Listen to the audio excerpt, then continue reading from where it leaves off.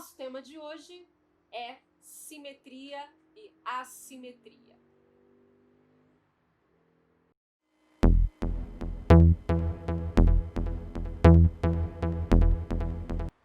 Fala aí, galera! Tudo bem? Espero que sim. O nosso tema de hoje é simetria. Simetria, em termos gerais, ela fala de equilíbrio ou equilíbrio entre as partes. Vamos colocar assim, né?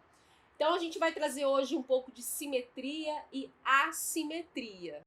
Simetria, ela está muito ligada com a nossa parte sensorial. Nós percebemos simetria e assimetria muito mais pelas sensações que são captadas pelo nosso corpo do que propriamente pela nossa visão. Então, simetria é equilíbrio. Se, por exemplo, você chega num lugar, numa casa, não sei, que o chão não esteja nivelado, antes de você perceber que o chão está torto, quer dizer, tem uma parte maior do que a outra, você já percebe isso antes de ver.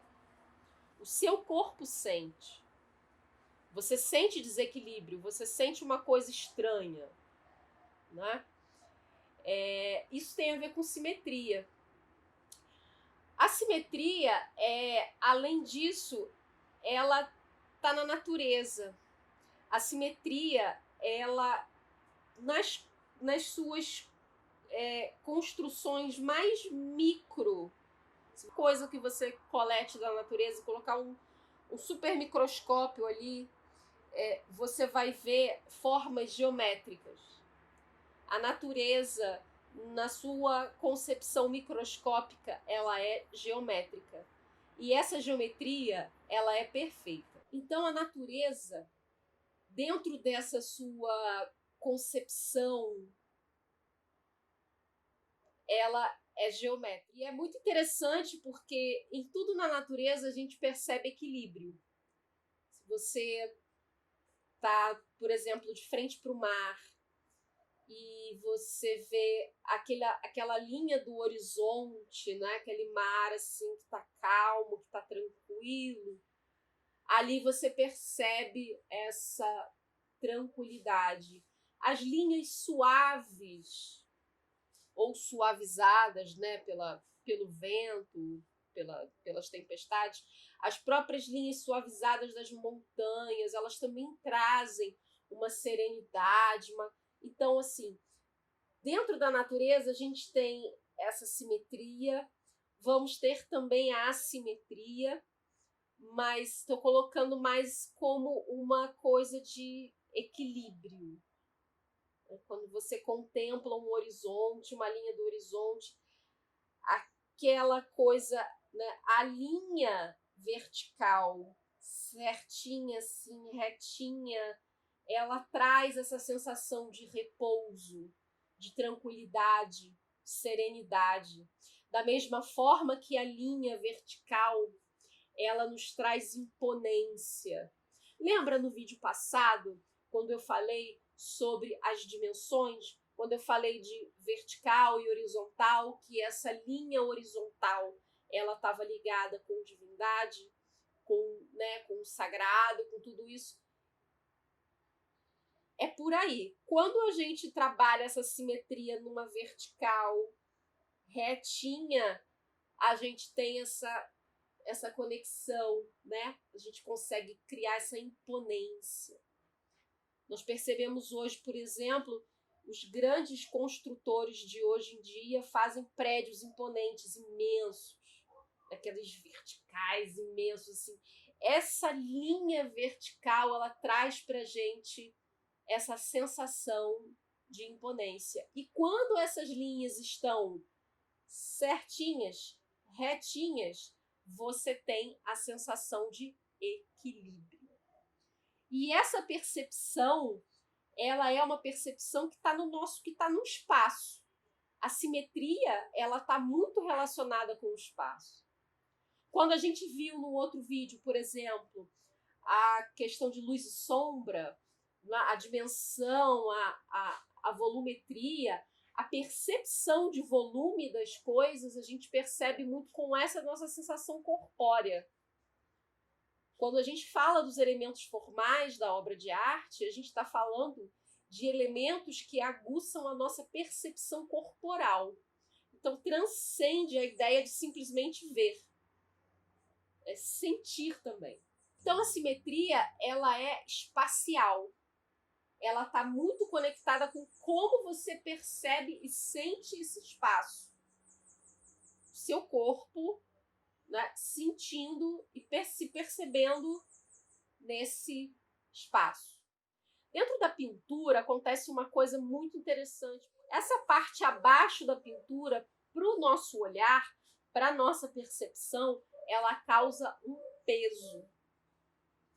É como se todas aquelas imagens que estão mais posicionadas abaixo, elas causassem para a gente um aterramento.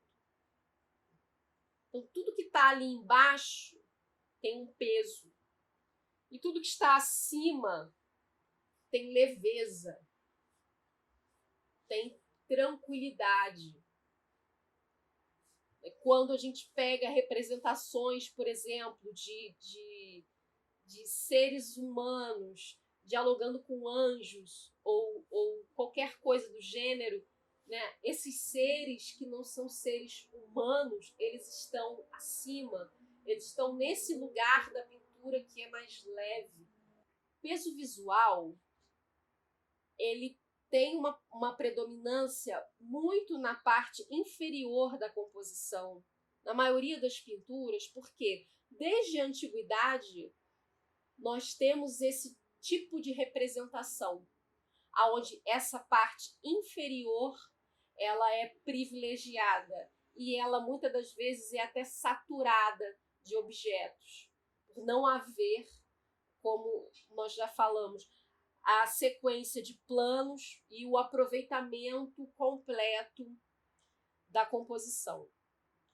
Ao longo do desenvolvimento dentro da história da arte, nós vamos ter o Renascimento, que vai conseguir aproveitar melhor esse espaço, mas ainda assim se aproveitando um pouco desse peso.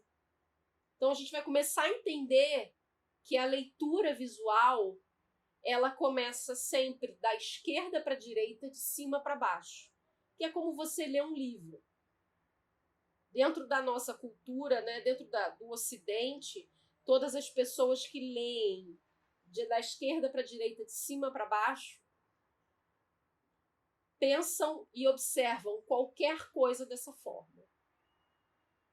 Não é à toa que as pinturas elas têm a assinatura no canto direito inferior, porque é o momento em que você lê a imagem e você vê quem fez. Algumas pinturas, como as pinturas de Monet, por exemplo, já quebram isso e colocam no canto esquerdo inferior, porque aí você completa a leitura visual. E aí, depois de você ler a imagem inteira, você vê quem fez. Não é à toa que a televisão também se utiliza disso, né? Colocando a logomarca do determinado canal no canto inferior, seja direito ou esquerdo dos seus canais. E aí, pegando carona um pouquinho na Gestalt, a gente vai pegar a lei da pregnância, que é a lei que diz que nós vemos o todo e depois vemos as partes. Existem pessoas que veem as partes para depois verem o todo. Mas, segundo essa lei, nós percebemos o todo e depois pegamos as partes. E essa leitura visual, ela é sempre uma leitura como se fosse um reloginho. A gente vê as imagens olhando elas dessa maneira. Depois a gente vai captar os detalhes, vai perceber as cores, as nuances, os tons, né? tem uma coisa ali dentro daquela pintura que eu nunca tinha visto, olhei agora. Né? Tem várias imagens que brincam com essa coisa da ilusão de ótica, mas aqui não é o nosso campo por enquanto. Esse estudo, que vai começar mais ou menos ali por volta do Renascimento, que fala também da proporção áurea, aonde a medida do menor objeto dentro da pintura é a medida padrão para a construção de todos os outros. Então a gente tem essa noção de equilíbrio também proporcionalmente. Existem N estudos, por exemplo, em relação à Mona Lisa. Nela, a partir do olho, e aí eles vão criando, né, aumentando proporcionalmente e percebem que existe um equilíbrio dentro daquela pintura, daquela obra, que é assim, né, fantástico. E aí, pegando também um pouquinho de carona dentro da história, falar um pouquinho também de arte moderna e trazer o Mondrian. O Mondrian tem uma pintura muito interessante, assim, que eu quero trazer para vocês, para a gente poder dialogar um pouquinho com ela.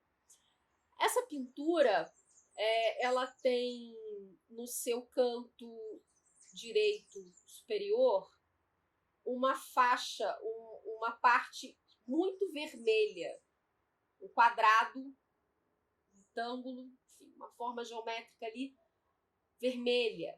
Parece que ganha um certo destaque. E existem outros quadrantes, né, azul, branco, amarelo, dentro da composição. Acontece uma coisa muito interessante com o nosso cérebro, porque como essa parte vermelha, que ela é predominante dentro dessa pintura, ela está acima, quer dizer, ela logo se apresenta de cara para a gente ali,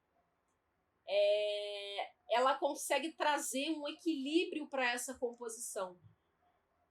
E aí é uma brincadeira que eu faço muito também com os meus alunos, para eles entenderem a coisa da simetria, quando eles estão praticando o desenho, é quando eles pegam essa mesma imagem e invertem.